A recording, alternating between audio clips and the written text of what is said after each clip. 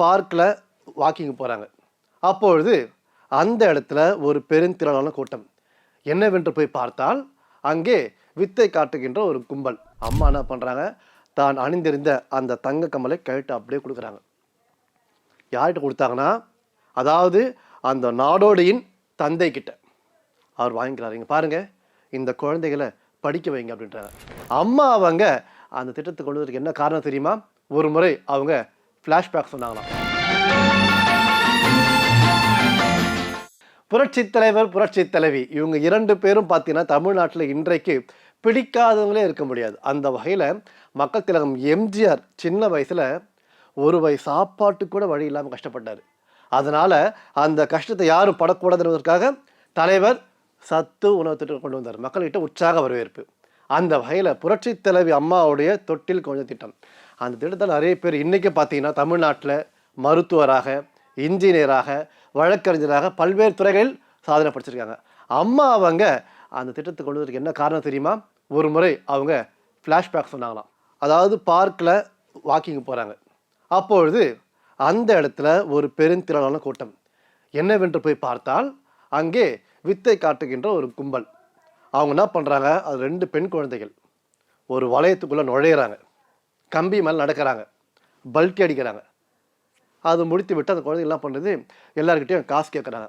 புரட்சி தலைவி அம்மா பார்த்து கையேந்தி நிற்கிறாங்க. புரட்சி தலைவிக்கு கண்களிலேருந்து அந்த நீர் பெருக்கெடுத்து ஓடுகிறது.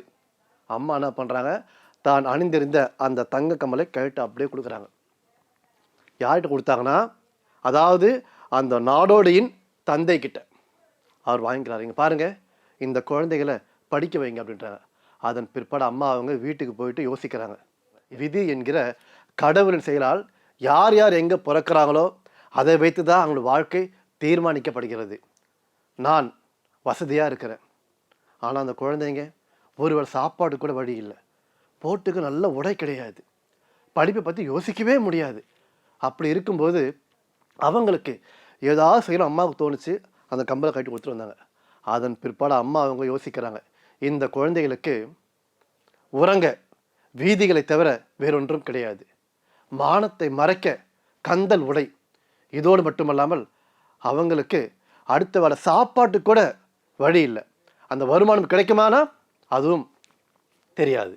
இதோடு மட்டுமல்லாமல் எதிர்காலம் மிகப்பெரிய கேள்விக்குறி, படிப்பை பற்றி யோசித்து கூட பார்க்க முடியாது அப்படின்னு அம்மா அவங்க யோசிக்கிறாங்க. சரி சரி, இதுக்கு என்ன பண்ணலான்னு. அதன் பிற்பாடு காலங்கள் மாறுகிறது, காட்சிகள் மாறுகிறது. புரட்சி தலைவி அம்மா அவங்க இதனால தான் அவங்களுடைய ஆட்சியில் தொட்டில் குழந்தை திட்டம் கொண்டு வந்தாங்க. இது அம்மா அவங்க ஒரு முறை அந்த ஃப்ளாஷ்பேக் சொல்லியிருக்காங்க. பார்த்தீர்களா? இப்படி ஒரு முதலமைச்சர் நீங்கள் பார்க்க முடியுமா? ஒரு பிரபல பத்திரிக்கை என்ன பண்ணுறாங்க, எல்லா நடிகை கிட்ட பேட்டி எடுக்கிறாங்க. அம்மா அவங்கள பார்த்து, மேடம், அதாவது உங்களுக்கு ஒரு மாய மாத்திரை கொடுக்குறோம், அந்த மாத்திரையை போட்டுக்கிட்டிங்கன்னா யாரு கண்ணுக்கு தெரிய மாட்டீங்க, நீங்கள் என்ன பண்ணுவீங்க அப்படின்னு கேட்க சில பேர் என்ன பண்ணியிருக்காங்க, மனப்போன போக்கு சொல்லியிருக்காங்க. ஆனால் அம்மா அவங்க என்ன பண்ணியிருக்காங்க, அந்த மாய மாத்திரை நான் சாப்பிட்டுட்டு, அதாவது பணத்தை எடுத்துட்டு உலகம் பூரா சுற்றி வருவேன், சுற்றி வந்துட்டு அங்கே எங்கெங்கே ஏழை குழந்தைகள் இருக்கிறாங்களோ அவங்களுக்கு படிக்க வச்சு நிறைய பணத்தை கொடுப்பேன் அப்படின்னு சொன்னாங்களாம். அதை கேட்ட அந்த பத்திரிகை நிருபர் நெகிழ்ந்து போனாராம். பார்த்தீர்களா? புரட்சி தலைவி அம்மாவை பொறுத்த வரைக்கும் அந்த இரக்க குணம், ஈகை குணம் ஆரம்பத்திலேயே, அதாவது பிறவிலேயே உதிரத்தில் ஊறி போன விஷயம். அதனால தான் அம்மாவோட ஆட்சி காலத்தில் எத்தனை திட்டம் கொண்டு வந்தாங்க. இன்றைக்கும் தமிழ்நாட்டு மக்கள் அவங்கள தெய்வமாக பார்க்குறாங்க.